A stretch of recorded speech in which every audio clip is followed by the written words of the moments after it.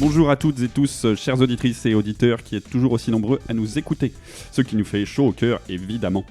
Voici arrivé le 3e épisode, il y a un mois, et oui déjà, ça passe vite, vous avez peut-être tout juste eu le temps d'écouter les 2 premiers. Ou alors, enfin, on attendait impatiemment, c'est long un mois. Merci pour vos commentaires, mais j'aimerais bien poursuivre cette introduction quand même. Le mois dernier, nous avons parlé aventures humaines et voyages dans le désert. Eh bien, nous allons donc de nouveau parler de ces aventures que nous réservent les voyages, car notre invité du jour n'a pas fait ni 1, ni 2, mais 3 longs voyages à travers le monde, sans compter ses petites escapades touristiques dans divers pays européens. Merci d'accueillir Alex. Bonjour. Et comme à l'accoutumée, je suis accompagné, pour accueillir ce grand voyageur, de mes 2 adorables, admirables, adroits, adoucissants, je m'égare une fois de plus, mes 2 compères adorés. Bonjour Vencé. Salut Flo. De quoi vas-tu nous parler aujourd'hui ? Eh ben, je vous propose une petite, un petit QCM décalé. Ok, super, cool, merci. Et enfin, celui que vous attendez toutes et tous, mon stagiaire préféré. Bonjour Mathieu. Bonjour. Une nouvelle chronique aujourd'hui ? Une chronique vrai ou faux, comme les deux premières. Parfait. Bienvenue donc à Alex pour nous parler voyages et rencontres à travers le monde. Mais avant de lancer l'assaut des questions aussi intéressantes que farfelues de mes camarades, je propose que tu te présentes grâce à mon petit texte à trous que je vais lire et que tu vas compléter. C'est ok pour toi ? C'est ok. De toute façon, même si c'est pas ok, c'est parti. Bonjour. Alex. Tu habites ? Noyon-la-Gravoyère, Secret. Tu as plusieurs passions dans la vie comme ? Les voyages. Ou encore ? Le parachutisme. Ta couleur préférée est ? Le vert. Ton plat préféré ? Les pâtes. La musique qui te fait kiffer, c'est ? Le reggae. Et ton film préféré, c'est ? Titanic. Tu adores les gens qui ? Sont cool. Et tu détestes les gens qui ? Sont grincheux. Parfait, merci d'avoir complété mes phrases. L'épisode peut démarrer. Bienvenue Alex et bonne écoute à tous.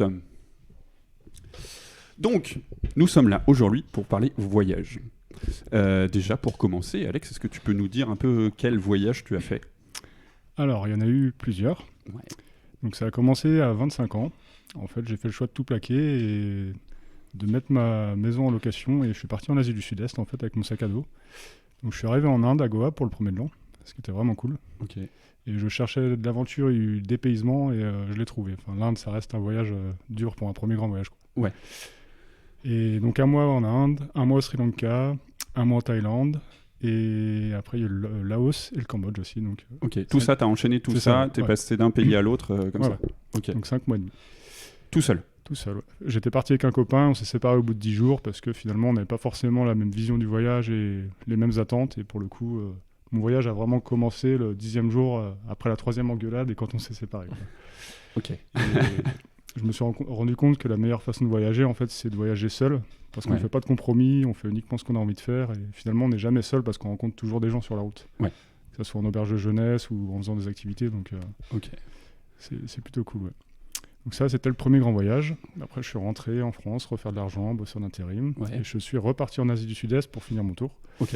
Donc ce coup-ci, un mois en Indonésie, un mois aux Philippines et un mois au Vietnam. Donc Ho Chi Minh, Hanoï à moto sur un vieux tape-cul. Ok. C'était sympa aussi comme aventure, ouais. Et je suis rentré en France, rentré faire de l'argent, donc, et reparti en Amérique du Sud ce coup-ci. Ok. Donc pour 6 mois, donc 3 mois en Colombie et quasiment 3 mois au Pérou. Ah oui. Et notamment, donc il y a eu le Covid pendant ce voyage. Ouais, c'est ça. Et j'étais en volontariat dans la forêt amazonienne. Donc je devais rester 2 semaines de base. Je suis resté bloqué 2 mois dans la forêt amazonienne.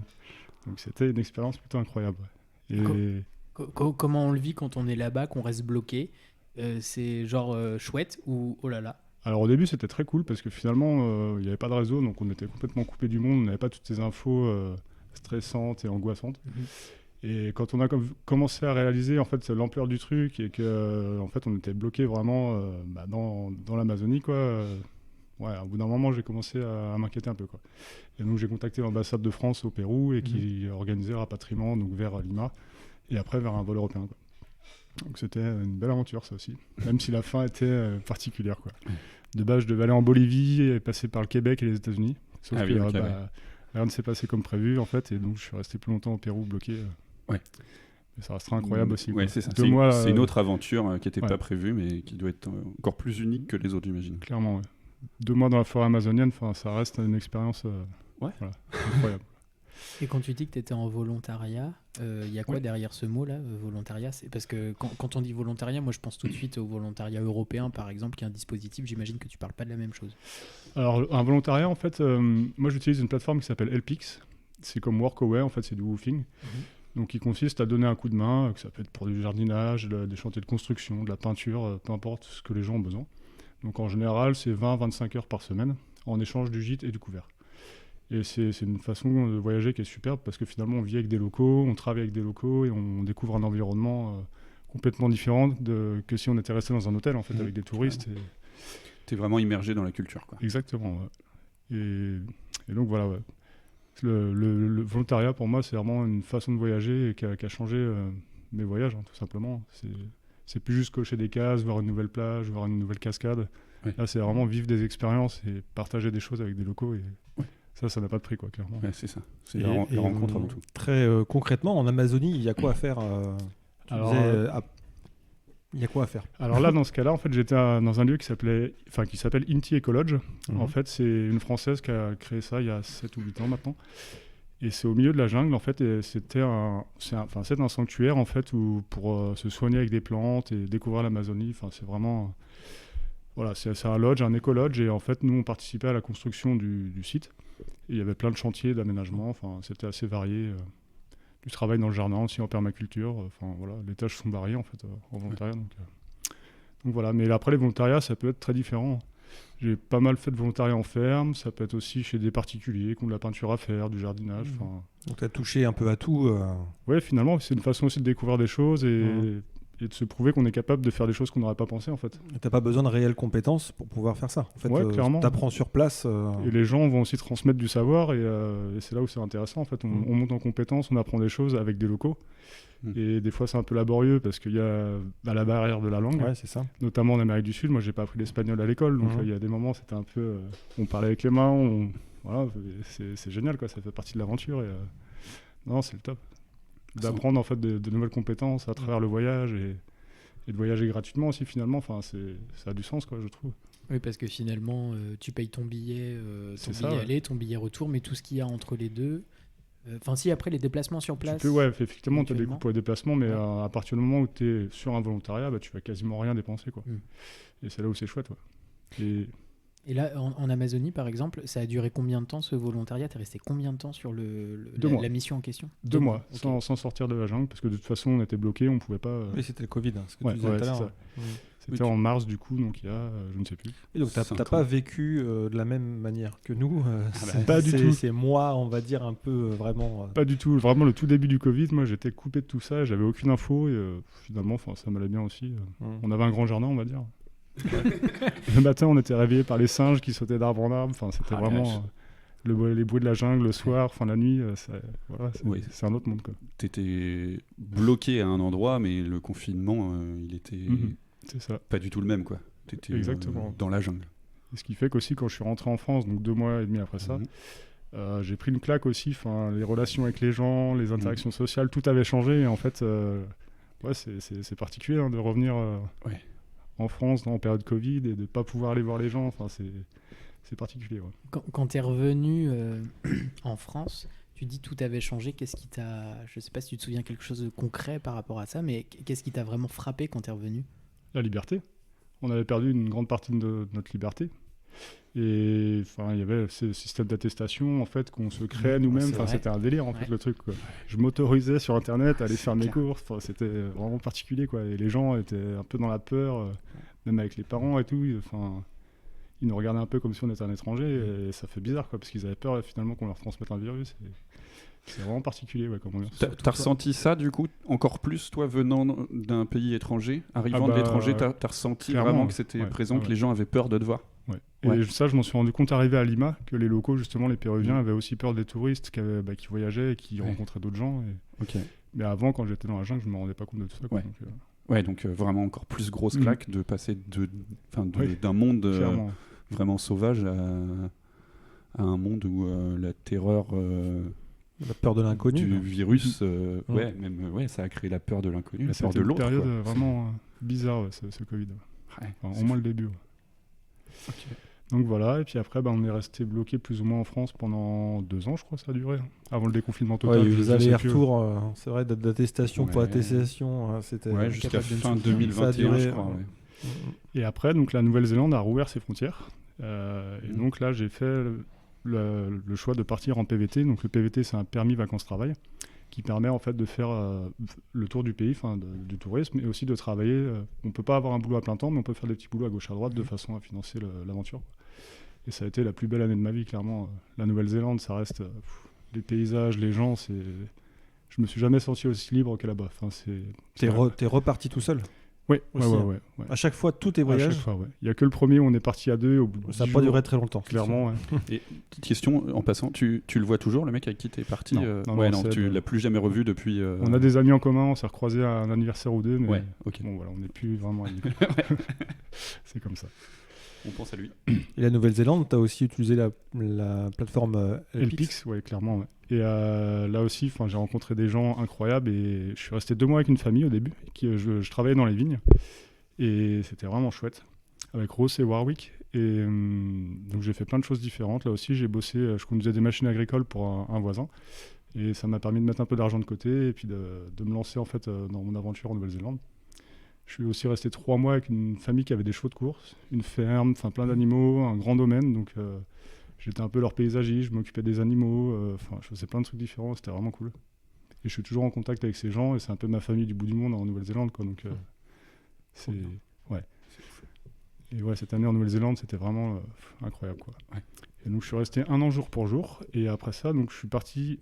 De base, je devais partir en Australie, Ouais. sauf que pour des raisons médicales, vu que j'avais passé plus de 3 mois consécutifs dans des pays à risque de tuberculose, donc pendant mon voyage en Ok. Amérique du Sud, Ouais. j'ai dû passer les tests médicaux Ouais. pour pouvoir rentrer en Australie. Donc j'ai pris la décision de m'arrêter en Nouvelle-Calédonie, ce qui n'était pas prévu à la base. Ouais. Et je suis resté 2 semaines en Nouvelle-Calédonie. Et donc j'ai passé ces tests et tout ça, j'ai visité un peu, c'était vraiment chouette aussi. Et là aussi j'ai fait du volontariat donc via Elpix. Et là en fait sur ce volontariat-là, j'ai fait donc de la peinture. J'ai repeint une terrasse pour une dame dans un génial. environnement qui était vraiment génial avec des vues magnifiques, des randos, des paysages vraiment cool. T'as même pas l'impression de travailler en fait. Ouais, c'est ça, ouais, C'est- c'est parce que la Nouvelle-Calédonie c'est aussi cher. Ouais. Et comme la Nouvelle-Zélande, comme l'Australie, et c'est Ouais. là en fait où le volontariat trouve tout son sens aussi, parce que Ouais. c'est une façon de voyager à moindre coût, comme j'ai Ouais. déjà dit. Ouais, Et, c'est ça. et donc ouais, c'est bien utile aussi. On Ouais. joint l'utile à l'agréable, on apprend Carrément. plein de choses aussi. Et... Non, c'était top, ouais. Ok. Et donc après ça, 6 mois en Australie. Et là aussi, c'était vraiment incroyable, quoi. L'Australie, c'est un continent en fait, donc Oui. c'est tellement grand, j'ai pas vu la moitié, hein, pour Ouais, être c'est honnête. ça. Hein, et En 6 mois, c'est trop court. ouais, je suis arrivé à Brisbane et j'ai trouvé rapidement du boulot dans une ferme dans l'Outback. Ce qu'on Ok. appelle l'Outback, c'est donc l'arrière-pays. Ouais. Pour te situer le truc, en fait, la ferme où je travaillais, le premier village était à 100 km, quoi. Donc tu te sens un peu seul au monde. Tu m'étonnes. Heureusement, mes patrons étaient très cool et je vivais avec eux. On bossait 50 heures semaine. C'était vraiment tout est démesuré, quoi. Ils avaient genre plus de 10 000 chèvres, 4 000 moutons. Non, mais c'est gigantesque le truc. Ah, c'est énorme. Genre 1000 vaches. Et quand on regroupait les animaux, il y a carrément un voisin qui venait avec l'hélicoptère et puis nous on était sur les quads et les motos. Non. Je te jure, non, mais c'était vraiment incroyable. J'avais l'impression d'être dans un reportage, quoi. Ouais, tu m'étonnes. Avec les kangourous qui courent à côté, les émeux. C'est vraiment un autre monde, quoi. Est-ce que c'est vrai qu'en Australie, il y a des énormes. Tout est gros, tous les insectes, tout fait peur, les araignées, tout ça. Il y a des très grosses araignées, effectivement. Ouais. Il y en a partout. J'avais vu, on avait vu ça des fois. Hein, tu vois, c'est un Tout peu est sur dangereux Internet. en plus. Il y a beaucoup d'animaux qui peuvent te tuer, en effet. Ouais. Ouais, c'est ça. Après, eux, ils vivent comme ça depuis des siècles, hein, Oui, les c'est- Australiens. Donc finalement, tu t'apprends à vivre avec ton environnement Oui, et ça se oui, passe bien, c'est quoi. sûr. Mais ouais, l'Australie, c'est Ça quelque chose. s'appelle la sélection naturelle. Ouais. Donc Alex est revenu. Puis- J'ai eu de la chance. Il a survécu. C'est ça, ouais. Et il t'est jamais rien arrivé, ouais, on dit survivre. T'as jamais eu de grosse merde Non, au niveau santé, ça a été. Je m'en Ouais. suis bien sorti. J'ai Pas- peut-être eu de la chance. Pas de mine de rien. bobos, pas de gros bobos, quoi. Non, ça va. Et c'est là où c'est important aussi de prendre des assurances quand on voyage. Mhm. Mhm. Donc soit via sa carte bleue ou soit de prendre des assurances privées. Et notamment genre, en Nouvelle-Zélande et en Australie, il me semble que c'est obligatoire. Hein. il faut pouvoir le montrer quand tu arrives dans Ah le oui, pays. ouais. Parce qu'ils ont eu beaucoup de backpackers qui se retrouvaient avec des frais médicaux de 10 000, 20 000 dollars et qui ne pouvaient pas payer. Et du coup, Ah, la vache. c'est Ouais. un peu compliqué là. En effet. Donc, vaut mieux. Petit point glossaire, backpackers, c'est Les voyageurs à sac à dos. ouais, c'est ça. ouais. Ouais. Et ce qu'on appelle un backpack aussi, ça peut être un hostel, donc une auberge de jeunesse. Voilà. Et j'ai passé beaucoup de temps dans ces endroits, parce que finalement, tu dors en dortoir et c'est cheap, quoi. Pour 5 ou 10 euros la C'est nuit, quoi. accessible. Ouais, clairement. Tu disais tout à l'heure que tu avais fait un volontariat où tu as repeint en gros la terrasse d'une dame. J'imagine que ça dure pas très longtemps. Et ce que tu dis là, c'est on a l'impression que la liberté c'est fou et tout, mais il doit peut-être y avoir un petit peu de précarité aussi, c'est-à-dire comment tu organises ton temps une fois que tu es sur place, quand est-ce que tu décides de partir ou pas, enfin comment ça se fait ça sur place? Je suis quelqu'un qui aime bien ne rien planifier en fait. J'aime bien laisser les choses venir et après il faut quand même dans les grandes lignes avoir des objectifs et des dates, mais dans l'idée souvent les choses se font d'elles-mêmes et puis après dans les volontariats les gens sont assez souples, hein, ils ont l'habitude d'avoir des volontaires et finalement tant que le boulot est fait, le contrat c'est 20-25 heures semaine et puis après voilà, on s'organise comme on veut, si on veut faire un peu de rando ou se promener et puis après tant que le contrat est rempli et le job est fait. C'est un peu porté. C'est ça, ouais, Okay. clairement. Ok, super. On va faire une petite pause dans cette discussion, messieurs, si ça vous ennuie pas. Je vais donner la parole à notre cher Mathieu pour sa petite chronique.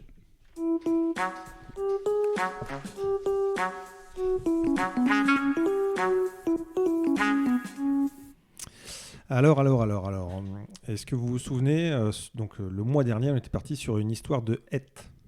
Oui. Voilà. Oui. Donc je vais répéter, mais il y avait Alex, un vrai... tu t'en souviens. Alex, bien sûr.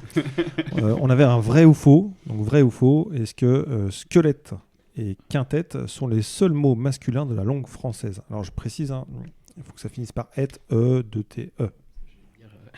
Oui. Il y a aussi un micro, par exemple, en nom masculin. Enfin bref.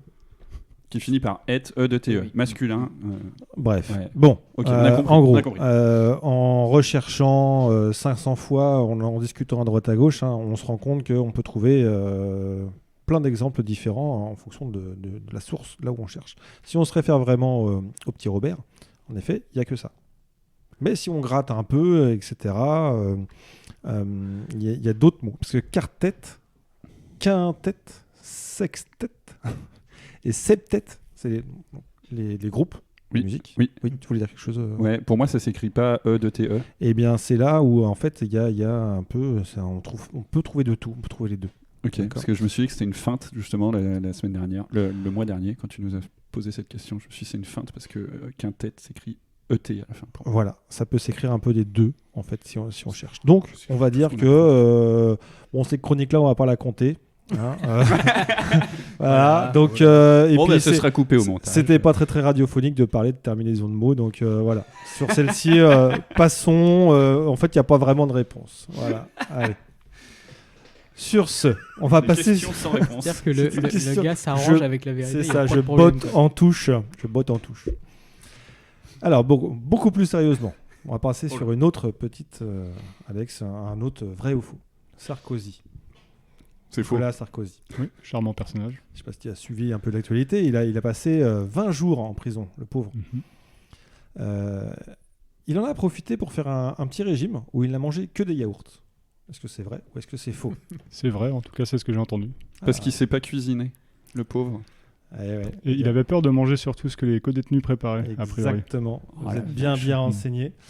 Donc en gros, c'est vrai, mais c'est un peu contre sa volonté. Donc selon un article du Canard enchaîné et du Point, Sarko, il a mangé que des yaourts en prison parce qu'il avait peur qu'on crache dedans ou autre, donc dans sa nourriture. Donc en fait, comme les yaourts sont fermés par un opercule, il se dit voilà, je suis tranquille.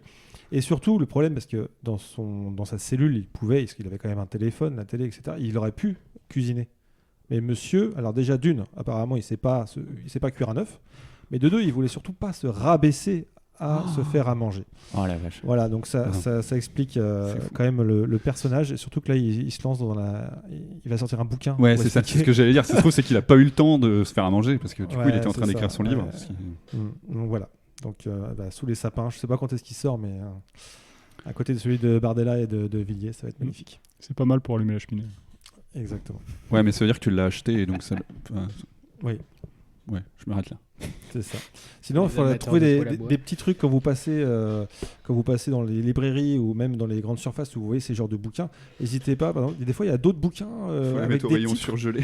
Non, mais par exemple, je suis passé, c'était quand je sais plus, à Super U, ils avaient déplacé, il y avait des bouquins qui étaient posés dessus Ah, c'est pour les bien ça. cacher. Oui, Enfin, j'ai vu ça sur les réseaux sociaux. voilà, vous pouvez vous amuser à Bonne faire ça. technique. Allez, je passe au numéro 2. Est-ce que, alors je change complètement de registre, est-ce que vous connaissez les bébés reborn? Pas du tout. Non. Vous savez, c'est des poupées en fait qui sont vraiment très très bien faites et qui ressemblent vraiment à des vrais bébés. Ok. Vous avez jamais vu ça? Si. Non. Et il me semble que c'est pour des personnes qui ont perdu des enfants en bas âge. Ça peut, mais c'est un peu détourné. Il y a des gens qui en fait les prennent pour des vrais bébés. Et Ouais. donc, c'est des poupées hyper réalistes. Ok. Vrai ou faux? Il existe des crèches spécifiques pour ces bébés. Plusieurs ont ouvertes en France et dans le monde, bien sûr. Voilà. Est-ce que c'est vrai ou est-ce que c'est faux? C'est-à-dire que La folie On de a- l'humanité me ouais. fait dire Ouais. que c'est vrai. on a du mal à trouver des places en crèche pour les vrais petits-enfants et, et on aurait ça. Par contre, c'est un super job. Alors à l'étranger, oui, ça ne m'étonnerait pas, Ah effectivement. ouais. Non, mais oui. Mais oui. Alors, on en est effet, tellement- on est ça tellement pourrait être un fous. super job. Alors, en France, ça n'existe pas. À l'étranger, je n'ai pas encore trouvé, mais en fait, il y a des rumeurs qui tournent sur les réseaux pour l'ouverture de crèches avec des bébés en plastique, hein, parce que c'est la c'est vache. vraiment ça. Donc, non, il y a quand même certains pros qui ont alerté de la petite enfance, qui ont alerté sur cette dérive, on va dire, sur ce côté-là. Par contre, ce que tu disais, Alex, en effet, par exemple, pour des parents qui ont perdu des enfants, mais par exemple, ou des personnes qui ont Alzheimer, Ok. en fait, de leur mettre ces bébés, ces vrais faux bébés dans les bras, ça peut aussi calmer un peu les angoisses, Ah oui, ok. diminuer les Ouais. médicaments, etc. Donc ça a quand Ouais, même des... c'est un côté thérapeutique. Voilà. ouais, ok. Mais pour ces personnes-là. Mais par contre, il y a des personnes qui ont une chambre de bébé, qui le promènent, qui font tout Ouais, avec ouais. ça. Non, si tu dis que dans certains pays étrangers, ça peut être une idée de prochain voyage en LPX, aller bosser dans une crèche Voilà. avec des vrais faux bébés. Alors je vais passer mon tour pour ceci. Tu prends 10 € de l'heure, 50 gamins, t'es tranquille. c'est pas mal. Je préfère les vrais gens. Ouais, c'est- Ouais, quand même. Allez, je change. Est-ce que vous connaissez la maison d'Adam à Angers? Oui. Très connue quand même. Alex, tu connais? Non. C'est une maison à Colombage, Ah si, d'accord, je vois. à côté de la cathédrale, c'est bien ça. Ouais, c'est ça. En avril dernier, la maison d'Adam a été rénovée. Ok. Ok. Mhm. Et donc, Vrai. Alors, ça, c'est vrai. Il y a des nouvelles sculptures Ouais. qui ont été inaugurées, mais il y a l'une d'elles qui fait polémique et il a été demandé à sa destruction. Est-ce que c'est vrai ou est-ce que c'est faux? C'est vrai. J'ai pas l'info, je vais suivre mon copain Flo. Je vais dire vrai. C'est vrai. Elle fait polémique parce qu'elle est en forme de pénis. Alors, elle fait polémique, mais elle ne sera pas détruite, puisque Ah oui. en fait, elle a toujours été comme ça depuis le Moyen Âge. C'est en effet le père Tricouillard. Vous pourrez y chercher si vous voulez. Alors, soit vous cherchez sur Internet, parce que les photos qui C'est-à-dire qu'il en circulent. avait 3. Bref, c'est le fameux service 3 pièces. En fait, alors, vous imaginez mettre un homme debout avec les choses sorties par l'arrière, hein, coincées entre les cuisses. Vous voyez, il y a Ah 3 ouais. choses qui dépassent. Ah ouais, ok. Donc il y a les 2 testicules et le phallus. Donc là, ça fait 3 choses. Donc c'est le fameux service 3 pièces. Donc, et en fait, ce personnage-là, il est comme ça, en fait. Et on voit très très bien. Hein, voilà, vous Ok. verrez la prochaine fois, vous irez sur Angers. Et donc, je vous laisse admirer l'œuvre en réel. Mais donc, non, elle ne sera pas Eh détruite. bien, chers amis auditeurs angevins, n'hésitez pas à nous envoyer des photos sur Instagram de ce magnifique service 3 pièces. La rénovation a du bon. Ouais, bah, j'imagine le sculpteur, ça va être quand même trop C'est cool. clair, il a dû s'amuser à faire ça. Ouais. Faut Allez, être la, bon, quand même. la dernière où je ne donnerai pas la réponse, ou la réponse Le mois prochain. exactement. Le froid arrive. Oui. C'est vrai. The Ah mince, winter- fallait pas donner la Il winter est is arrivé. coming. Et la corvée de gratter le pare-brise le matin revient. C'est chiant, hein, quand même, hein, quand on a oublié de mettre un carton, etc. Mais il y a un remède de grand-mère qui marche hyper bien, c'est hyper rapide. C'est de prendre un oignon, vous le coupez en 2 et vous frottez votre pare-brise avec. Et c'est pas comme par magie, ça s'en va. Sur la matin. glace. Le matin. Sur le pare-brise. Sur le pare-brise. Sur la glace. Sur le pare-brise, bah sur. Non, mais l'hôtel. Oui, mais avant sur que le ça pare-brise gèle, gelé. sur Mais le non, pare-brise gelé. le matin, pour enlever. Donc sur le pare-brise gelé. Voilà, avec un oignon coupé en deux. Je vous laisse. Donc, Vous est-ce avez que- Peut-être essayer de nous mettre la réponse. Vous avez un mois pour essayer Voilà. et nous donner la Et on en reparle le mois prochain. Ça peut être une super question de début de deuxième partie. T'as eu l'occasion de manger des trucs super à l'étranger, j'imagine. Bien joué, Ouais. quel enchaînement. Oui, oui. Là, un souvenir qui te vient spontanément. Le Vietnam, Ouais. manger pour $1 dans les. Donc j'allais pas dans les restaurants pour touristes, mais plutôt dans les petites ruelles adjacentes, Ouais, en fait, où il ouais. y avait tous les locaux qui mangeaient sur les petites tables et chaises en plastique. Et c'était juste dingue, quoi. Ils Pour cuisinent $1. plutôt quoi là-bas? C'est assez varié finalement, mais il y a du goût, quoi. C'est vraiment relevé et ça peut être le lac-loc, je crois, ou le loc-lac, je sais plus le nom. C'est des lamelles de bœuf, c'est vraiment relevé, c'est super bon. Il y a beaucoup de nouilles, bah, forcément, comme en Asie. Beaucoup de riz frit, des choses comme ça. Mais moi, c'est vraiment un pays qui m'a marqué culinairement parlant, c'est le Vietnam, quoi. On mange vraiment bien là-bas. Et c'est pas cher en plus, quoi. Il y a plein de saveurs différentes. Ouais. T'as découvert des plats, enfin des spécialités culinaires particulières, mais t'as fait des rencontres particulières aussi. Oui. Est-ce que t'as une rencontre particulière que t'auras envie de nous raconter ou Oui, une qui m'a vraiment marqué, donc c'est un artiste français que j'ai rencontré en Inde, donc Naman. Ok. Ouais. Je sais pas si vous connaissez, Ouais. si, forcément. Mhm. Et en fait, le hasard a fait nos voisins de chambre, en fait, avec Seb, au début du voyage, c'était Mhm. des amis à lui.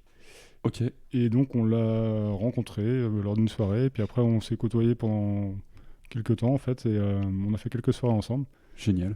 Et je me revois en fait sur mon scooter, et il y avait Naman à côté, donc Martin, et avec Ouais. sa femme derrière, et puis on arrive en soirée reggae, c'était cool, quoi. Truc de ouf. Et puis après, voilà, moi j'ai continué mon aventure, on s'est perdu de vue. Et à la fin de ce premier voyage en Asie du Sud-Est, Mhm. j'arrive à Charles de Gaulle. Et donc c'était peut-être 4 mois et demi plus tard, quoi. Ouais. Et un copain vient me chercher donc, à l'aéroport. On va pour partir, et puis il me dit, attends, on prendra bien un café. Et donc on fait demi-tour. Et au moment où je me retourne, je tombe nez à nez avec Martin, Ok. Naman, qui me reconnaît en fait. Incroyable. Et il avait sa gratte sur l'épaule et il me dit, tiens, ça va Alex. Et j'ai réalisé sur le coup, donc on a discuté 2 minutes, quoi, et puis Ouais. il a continué son chemin. Et donc, quand j'ai dit ça à mon pote, il en revenait pas qu'il l'avait Ouais, pas tu reconnu. m'étonnes. Et puis voilà, et finalement j'ai recontacté les gars, nos voisins de chambre avec qui j'avais gardé le contact. Trop bien. Et j'ai été invité après à une soirée privée donc sur Paris où il y avait donc Naman, Génial. les concert. Generation qui sont avec le tourbus, il y avait Oh. Volodia, toi, Yes. c'était plutôt cool, quoi. Ok. Ah Et oui. après ça, en fait, il m'a fait rentrer donc au City Truck Festival Mhm. où il jouait, donc je sais plus, Ok, ouais. il y a quelques années, quoi. Ouais. Et en passant donc par ses potes, donc je suis rentré gratuitement sur sa liste VIP, quoi. Donc, Génial. voilà, Anecdote le de hasard des rencontres du voyage, quoi. Carrément. C'est Ouais, fou ça. trop cool. C'est une belle anecdote. C'est clair. Elle était allée jusqu'en d'ailleurs, Inde pour rencontrer un artiste français, quoi. C'est- Paix à son âme parce qu'il est décédé Oui, donc, tout à fait. Ouais. cette année, il me semble, au mois de Ouais, février. c'est ça, ouais, tout à fait. C'était vraiment un chic type, humainement parlant, et en dehors de l'artiste, c'était vraiment quelqu'un de simple et humain. Et Ouais. il aura laissé son empreinte, je pense, Carrément. et Ouais, ouais, apporté quelque chose. c'est vrai. J'ai vu que le chanteur Vanupier avait sorti un titre il y a quelques jours, semaines, qui porte le nom de Naman, puisque c'était un copain à lui. Ok, ouais. Donc, si vous voulez l'écouter, petite roco en passant. Comme ça. Tu parles de Naman, juste avant tu parlais de cette famille qui était, je crois, en Australie ou Nouvelle-Zélande. En avec Nouvelle-Zélande, qui- en à Cambridge. Nouvelle-Zélande. Ouais. Comment, dans le temps, j'imagine que tu finis par avoir un carnet d'adresses énorme avec plein de gens super. Oui. Est-ce que tu arrives à garder contact ou pas? Est-ce que tu as envie de garder contact ou tu te dis que finalement ça s'est passé là-bas, ça reste là-bas? C'est comment ça? Ça dépend. Après, il y a des gens avec qui on a eu vraiment plus d'affinité dans les voyages. Et, donc là, en Nouvelle-Zélande, en Australie, moi j'ai toujours des contacts, et des gens avec qui je suis resté un certain temps et on rigolait bien, quoi. Donc c'est des amis du bout du monde, c'est la famille du bout du monde, quoi. Et donc oui, j'ai peut-être 5-6 personnes avec qui je suis toujours en contact. Donc ça peut être Daniel en Colombie, avec qui j'étais resté 1 mois à sa ferme, en fait. Donc c'est cette famille en Nouvelle-Zélande, une amie, donc Tracy, qui habite près de Cairns, dans le nord de l'Australie. Et voilà, quoi. C'est ça qui est beau dans les voyages aussi, c'est ces gens avec qui tu restes en contact, et la porte est grande ouverte, en fait. Comme je leur ai dit, le jour où ils viennent en France, je serais heureux de les accueillir chez moi et de leur montrer mon chez moi, en fait, et ma région, et leur faire découvrir mes produits locaux. Pour l'instant, c'est ce que je voulais te demander. Pour l'instant, est-ce que toi, tu as reçu des gens que tu avais rencontrés? Alors, pas encore, non. Pas encore. T'imagines en plus que tu as dû rencontrer aussi des Français aussi à Oui. l'étranger, pas mal. Beaucoup. Il y a beaucoup de Français. Beaucoup de Français. Partout. Peut-être que tu as revu après en France, non? Ou pas du tout? C'est arrivé. Enfin, je suis resté en contact, mais non, après, pour être honnête, je partais à l'étranger pour le dépaysement et Pas pour, voir j'évitais des un peu les Français. Même si, D'accord. bon, t'avais pas tellement le choix. Dans les auberges Mhm. de jeunesse, la moitié des gens sont français, quoi. Mais j'y allais pour m'immerger dans la culture et apprendre un peu l'espagnol ou apprendre l'anglais. Donc le problème, c'est que quand tu es avec des Français, bah, tu as la Oui. facilité de parler ta langue. Et donc, voilà, c'est pas forcément ce que je recherchais, moi, au bout du monde. T'es pas tombé nez à nez avec des Angevins quand même à l'autre bout du monde. J'en ai croisé, si. Ils Dans- sont partout. Ils sont partout. Dans le nord de la Ouais, c'est Nouvelle-Zélande, énorme. j'étais tombé sur une nana qui était du coin. Le monde est drôle. petit, quoi. Ouais, c'est clair. Ouais. C'est marrant. C'est incroyable. Et quand je vendais ma voiture avant de partir de Nouvelle-Zélande aussi, je m'étais acheté un break dans lequel j'ai vécu pendant 6 mois pour faire le tour du pays. En fait, la première personne qui m'a contacté, c'était une nana qui est à côté de Cran, en fait. Donc à côté de Ah oui. Segré, Ah ouais. enfin, qui habite genre À côté de chez toi. 20 ou 30 bornes de chez moi, quoi. Et j'étais au bout du monde en Nouvelle-Zélande, enfin, c'est complètement fou, quoi. Et finalement, ça s'est pas fait. J'ai vendu ma voiture donc à une Chilienne, il me semble. Donc, C'est incroyable. voilà, ouais. ça.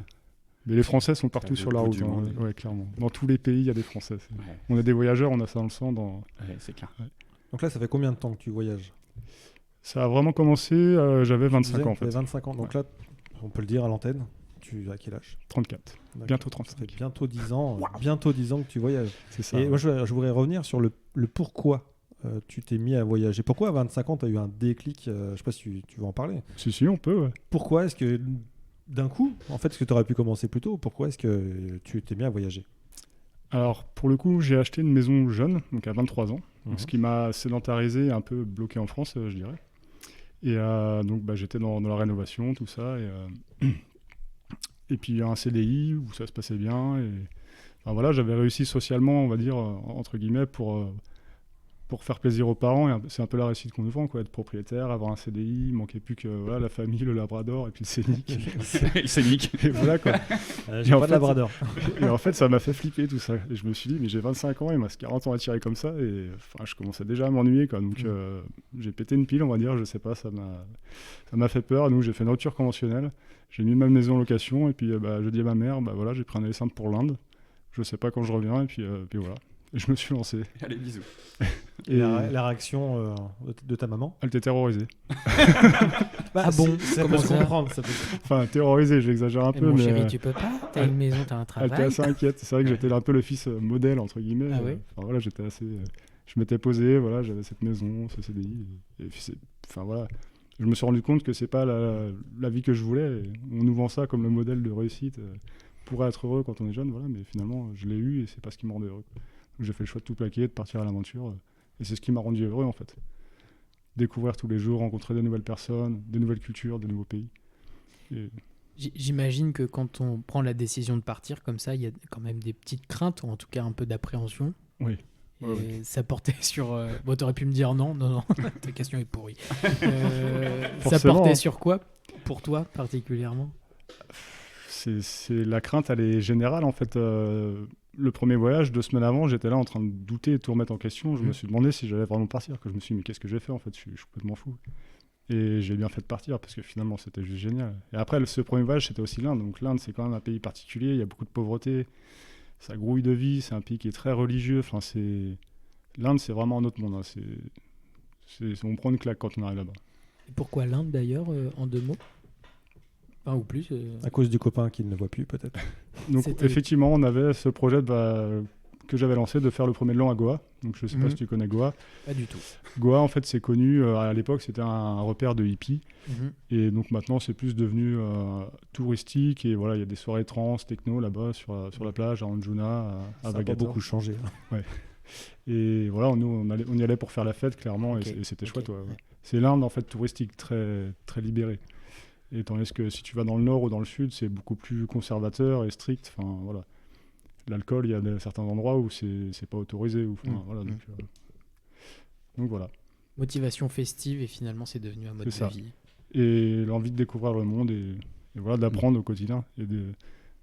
Autrement qu'à travers ma télé, en fait, parce que sur TF1, on voit des choses, on découvre un peu le monde, mais avec une vision assez orientée finalement. Oui. Et c'est bien aussi d'aller sur place et de se rendre compte par soi-même de ce qui se passe vraiment. Et... Là, c'est toi qui choisissais l'angle sous lequel tu pouvais découvrir les choses. C'est ça, exactement. J'ai encore une question. Ouais. Tu disais, on part en sac à dos et je me la suis notée dès le début. En vrai, qu'est-ce que tu mets dans ton sac à dos? Enfin, non, mais je veux dire, au-delà de tes vêtements, les trucs classiques. C'est quoi tes petits trucs que tu mets en plus dans ton sac, toi? C'est une bonne question. Est-ce qu'il y en a? Peut-être il n'y en a pas.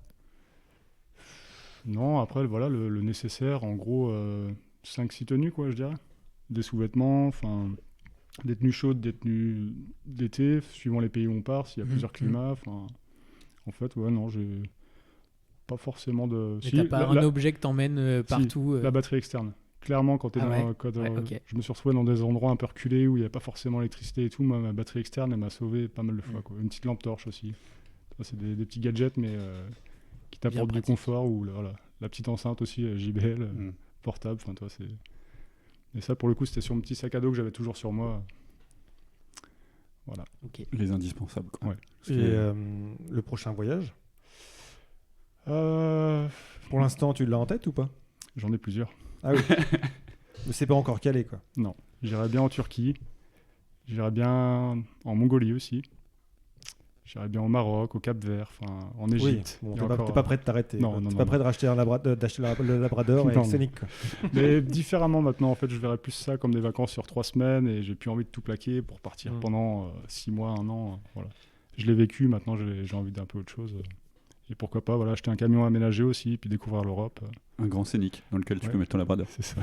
Il y a plein de choses à voir. On a un beau pays et un beau continent aussi. Il y a plein de choses à voir en Europe. Donc, je suis parti loin étant jeune pour aller chercher le bout du monde et le dépaysement. Et finalement, il n'y a pas besoin d'aller aussi loin. On a plein de trucs à voir chez nous. J'ai encore trop plein de questions aussi. Je ne vais pas pouvoir tout poser.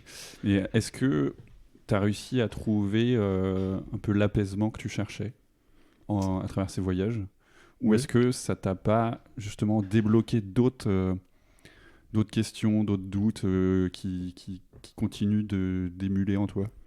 Alors j'ai souvent entendu dire que le voyage ça fait grandir. Et clairement, moi ça m'a fait grandir. Et tu as des moments de doute, tu te retrouves dans des situations compliquées, voilà, tu rencontres des gens, c'est pas toujours tout rose. Et finalement, le voyage, ça fait grandir. Et j'ai beaucoup appris aussi, je pense, sur moi-même. Ouais, et c'est peut-être ce que j'allais chercher finalement. Oui. Et voilà. Enfin, je pense que non, c'est une belle façon d'apprendre sur soi le voyage. Ouais. Et ça, tu t'en es rendu compte après coup. Sortir de sa zone de confort en fait. Se mettre dans le rouge et voir comment je réagis. Et voilà. Ok. C'est peut-être ça que j'allais chercher là-bas finalement. T'as une question? Elle est repartie. Ok. Moi, j'ai une dernière question que je voulais te poser. Tu as découvert plein de choses à travers tous ces voyages. Tu as rencontré énormément de monde. Tu as découvert des façons de vivre différentes. Est-ce que, du coup, aujourd'hui, dans ton quotidien, il y a des choses que tu as gardées de ça? Dans ta manière de... Tu disais, ça te fait grandir, ça t'a fait te remettre en question, tout ça. Est-ce qu'aujourd'hui, dans le quotidien, il y a des choses que tu as réussi à maintenir de ces voyages? J'imagine que quand tu voyages comme ça, des choses, tu te dis, ah ça, je veux garder ce rythme-là, ou je veux garder cette habitude de vie-là quand je rentre en France. Est-ce que tu as réussi à le faire, ou est-ce que... Oui, une alimentation plus saine. C'est vrai qu'avant, je mangeais un peu de la malbouffe, des pizzas, des machins. Bon, ça m'arrive toujours de temps en temps. Mais maintenant, je fais plus attention à ce que je cuisine, à ce que je mange. Plus de fruits, plus de légumes. Je prends le temps de cuisiner, des habitudes alimentaires qu'on changeait. Quoi. Okay. Parce que finalement, en volontariat, on a le temps et on prend le temps en fait, de faire ce qu'on fait pas en France, parce qu'on est toujours dans le rush du quotidien, le boulot, machin, il y a toujours des trucs à faire. Et je faisais pas forcément l'effort de cuisiner dignement, on va dire. Ouais. Et voilà, ça c'est quelque chose que j'ai gardé, je pense, des voyages, et des petites recettes aussi qu'on m'a appris là-bas. Ouais. Prendre le temps de bien manger, quoi. C'est ça, ouais. Pas mal. Belle leçon de nourriture, du coup. Tu vois que je suis sûr que tu en aurais plein des recettes à nous transmettre finalement. De vie, leçon de vie. C'est beau. Je propose qu'on fasse la petite chronique QCM de notre cher Vencé.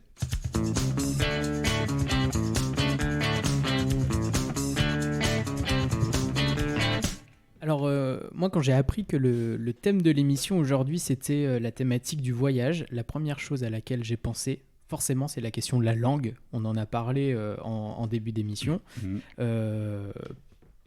Et Mathieu disait d'ailleurs tout à l'heure, c'est en anglais, je comprends rien. Et ça, c'est vrai. T'as Pour raison, une fois, je ne l'ai pas inventé. C'est toujours important de citer des grands philosophes. Voilà, tout à fait. Moi, je voulais vous raconter une petite anecdote par rapport à la question de la langue. Quand j'étais plus jeune, je devais être en 4e ou en 3e, un truc comme ça. On part dans les Pyrénées avec ma famille. Donc, mon papa, ma maman, ma soeur.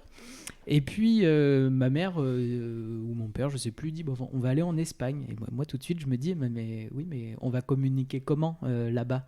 Et ma mère, avec un grand sourire, en tout cas, c'est le souvenir que j'en ai, me dit non, mais mon chéri, ça va aller, tu fais espagnol au collège. Je crois que c'est la première fois où j'ai vraiment Douter de toi. oui, une forme de pression, voilà, une responsabilité hein, quand même. Et puis on arrive là-bas, finalement l'espagnol parle très très vite. Oui. Hein, et l'espagnol a beau être à la frontière, il en a rien à foutre du français. Hein, clairement, t'es là pour manger ta paella, quoi. Donc j'avais envie de vous faire partager ce petit souvenir et surtout de vous faire jouer avec ça, avec Donc les on mots. fait un QCM en espagnol. Non, pas que en espagnol, mais autour des mots, autour de la langue. Oh là là. Alors, il n'y a pas très longtemps, on a fait un super voyage avec Amandine, super humide surtout. Hein, on est parti au Danemark, il a beaucoup plu. Et du coup, parmi les 4 propositions que je vais vous donner là, laquelle n'est pas une façon de se saluer en danois? Ah. Et là, vous allez apprécier mon super accent. Est-ce que c'est hallo? Est-ce que c'est god morgen? Est-ce que c'est hi? Ou est-ce que c'est god day? T'es déjà allé au Danemark, Alex, ou pas? Absolument pas. Mince.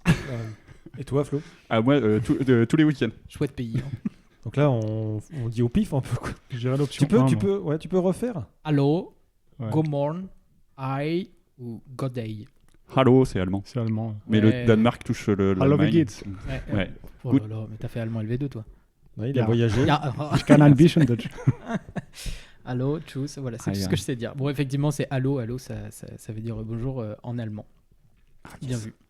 Et puisqu'on parle allemand, deuxième petite question. Dans les 4 propositions suivantes, laquelle n'est pas une spécialité allemande? Spécialité culinaire, j'entends. On y Est-ce que revient c'est, toujours à la bouffe. Hein. Eh oui, toujours, c'est important. La bouffe, c'est la vie. Ça fait partie du voyage. Est-ce que c'est le Wiener Schnitzel? Est-ce que c'est le Badische Schneckensuppe? Est-ce que c'est la salade de pommes de terre? Kartoffelsalat. Ou est-ce que c'est le Horpjosche? Tu peux redire le premier que tu as dit? Alors le Wiener Schnitzel. Wiener Schnitzel. Vinaigre. Le deuxième, C'est c'est que ça le vient de Vienne. Badische Schneckensuppe. Oh, Le premier, c'est qui vient de Vienne, donc Ouais, c'est ouais, autrichien. ouais. Donc Ouais. c'est pas la spécialité allemande du coup. Je dirais l'option 2, moi. Ça... Le Badische Schneckensuppe. Et le troisième? Le troisième, c'est la salade de pommes Ah de oui, terre. le Kartoffelsalat. Kartoffelsalat. Attends, tu le dis bien. J'ai fait allemand LV1. T'as fait allemand Ah ouais, aussi. bien joué. LV1. LV1, ouais. Pareil, ouais. Là, je suis un dingo. Ouais, toi aussi. Ouais. Vous êtes trop fort. Alors, Et donc la 4? et la 4, c'est le Horpjosche. Ah, moi, je vous Je dirais la écoute. 1. Je dis la 1, c'est une spécialité autrichienne. La 2, moi. Eh ben, ni la 1 ni la 2. En fait, C'est le la 4. Wiener Schnitzel, t'as raison, c'est l'escalope viennoise, ça veut dire. C'est Ah, une ok. forme d'escalope panée, mais c'est bien allemand. Et c'est la 4. Horpjosche, qui est une formidable petite commune de Belgique. Voilà. Ok. Oh, l'arnaque. On embrasse tous les Belges qui nous entendent. J'imagine que vous êtes très nombreux. Oui. Alors, parmi les 4 propositions suivantes, allons en Angleterre cette fois-ci. Laquelle n'est pas une gare à Londres? Est-ce que c'est King Cross? Est-ce que c'est Paddington? Est-ce que c'est Waterloo? Ou est-ce que c'est Chelsea Stadium? Bah, les 4, elles sont bien. Ça sonne bien, gare, Ça quand fait- même. ça hein. fait bien. Alors Ouais. Chelsea Stadium, c'est le stade de foot de Chelsea, non? Ouais, tout à fait. C'est un club de Bah, foot en Angleterre, donc. Est-ce que c'est une gare ou une À station Londres, de d'ailleurs. métro? Parce que c'est quand même. Oui, une attention. gare de train ou de tram. Avec peu des- Ah non, c'est pas ça le avec stade des de rails. Chelsea. Mais je dirais Waterloo. Ouais. Eh ben non, Waterloo est bien une. Ouais. Ouais, donc Chelsea Stadium. Chelsea Stadium, exactement. Ouais, Parce que c'est ça. Chelsea Stadium, pour ceux qui sont actuellement en Angleterre et qui voudraient se déplacer, est desservi par Fulham Broadway. Voilà, Bah ça, oui, ça peut être bien sûr, super bien pratique sûr. de le savoir. Oui. Une dernière petite question, peut-être un voyage que j'ai pas fait, mais j'aimerais bien, le Canada et le Québec. Je vous propose 4 expressions et dans les 4, il y en a une qui est pas québécoise. Allons-y. Alors, Ça peut être drôle. laquelle parmi celles-là n'est pas québécoise? Être au bout, faire sa bobette, se pacter la fraise ou avoir la broue dans le toupet. S'il y en a qui maîtrisent l'accent québécois, je veux bien Se vous- pacter la fraise. Se pacter la La fraise. Je Brou trouve dans ça le topet. vraiment beau. J'ai aucune idée ce que ça veut dire, je trouve ça vraiment beau. Être au bout, faire sa bobette, se pacter la fraise ou avoir la broute dans le toupet. Faut trouver laquelle il a inventé. Donc, Non, je pense qu'il l'a emprunté à une autre culture. Ah ouais. Je pense que c'est une expression genre de Vendée ou un truc comme ça, je suis sûr. Notre culture. Ah, c'est pas le même pays. Hein. Le brou dans le topet. Avoir de la broue dans le toupet. Avoir la broue dans le toupet. Hmm. Non, ça c'est québécois, ça veut dire avoir l'esprit un peu enfumé, quoi. La broue dans le toupet, c'est Ah oui, C'est évidemment. Maintenant que tu le dis, oui. des brouillards dans la tête, quoi. Faire sa bobette alors. Exactement, faire Ouais. sa bobette. Et donc ça vient d'où? Aucune idée, invention pure et simple. Oh non, tu me Non. déçois. Désolé. Ah bah, si vous avez déjà entendu cette expression, n'hésitez pas à nous le partager. Nous arrivons bientôt à la fin de cette émission. Avant de conclure, je voulais savoir si vous avez des choses à nous recommander, des choses culturelles ou pas, des choses que vous avez envie de partager, quelque chose qui vous tient à cœur, que vous voulez qui soit plus connu ou qui soit reconnu ou quelque Ouais. chose déjà connu. Moi, je voudrais vous partager quelque chose Oui, Mathieu, qui partage-nous. vraiment a changé notre vie à la maison depuis quelques semaines. Voilà, T'as un chat. on a fait l'acquisition d'un aspirateur robot. Il a un nom. Ok. Ah oui, au début je l'ai appelé Jacques, mais ça n'a pas plu à Julie, donc elle a voulu l'appeler R2D2. Bref. Ah oui, d'accord. Mais Vraiment robot. voilà, mais c'est pas ça. Mais en fait, voilà, c'est un aspirateur robot et laveur connecté sur le Wi-Fi. C'est magique. En fait, tu pars au boulot, tu mets juste voilà, 2-3 petits aménagements, genre les chaises sur la table, trucs comme ça, Ouais. et tu reviens et c'est propre. Et en C'est fait, génial. voilà, ça fait 3 semaines qu'on l'a et ça fait 3 semaines qu'on passe plus à l'aspirateur. Vraie Voilà. bonne recommandation. C'est vraiment, c'est. Moi, je veux juste préciser quand même pour les auditeurs, parce qu'on voit pas la tête de Mathieu, mais on voit qu'il a des étoiles dans les yeux quand il en parle quand même. C'est vraiment incroyable. C'est magique. On sent la vraie recommandation qui vient du Voilà. cœur. Et si vous avez besoin de trouver le meilleur prix, je peux vous aider. Parce que franchement, on a fait une super affaire. Tu prends les commissions? Je peux. Ça me fait plaisir. Les gars, est-ce que vous aviez quelque chose à recommander d'aussi spectaculaire peut-être? Non, bah après on en a déjà parlé pendant la première chronique, donc Ouais. LPX. Si Ok. vous voulez voyager, faire des volontariats, inscrivez-vous, c'est les $20 les mieux investis de votre vie, je pense. Ok, $20 l'année. C'est ça, ou c'était pour 2 ans même. il me semble. Ok, et t'as accès à tout partout dans le monde. Ouais, c'est ça. Ok, super. Génial. L'aspirateur, quand même, c'était pas sur le même niveau que le. Ça n'a rien à voir. Et ça, rien à voir. coûte vachement plus cher. Alors que tu prends un volontaire en LPX, il te fait ton. Tu peux aussi, hein. Ouais. Tu peux aussi faire le choix d'être un hôte, et si tu as des trucs à faire chez toi, bah, accueillir des gens, des étrangers, Je vais faire ça pour les travaux. tu peux. Vince, tu veux nous recommander quelque chose? Oui, alors j'espère que je vous en ai pas déjà parlé. Un collectif qui s'appelle Les Parasites, ça vous parle? Non, un collectif qui fait de la vidéo. On peut retrouver l'ensemble de leurs vidéos sur YouTube notamment, et qui a fait un court métrage qui s'appelle Le Jeu ou Monopoly, je sais plus exactement. Bref, vous retrouvez ça sur leur chaîne. Et c'est vraiment super chouette parce que ça nous montre un petit peu comment quand on joue, on peut être attaché aux règles et un peu excluant avec certaines personnes, et surtout aussi quoi le jeu c'est un super objet de partage. Et voilà, il y a les deux dans cette petite dans ce court métrage. Très bien. Moi, petite recommandation, c'est que c'est quelque chose qui est pourtant déjà très connu, mais il y a peu de temps, je me suis remis à lire les Astérix de Uderzo et Goscinny.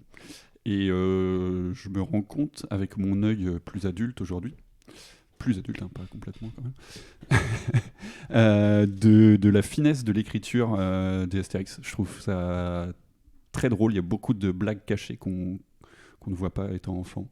Et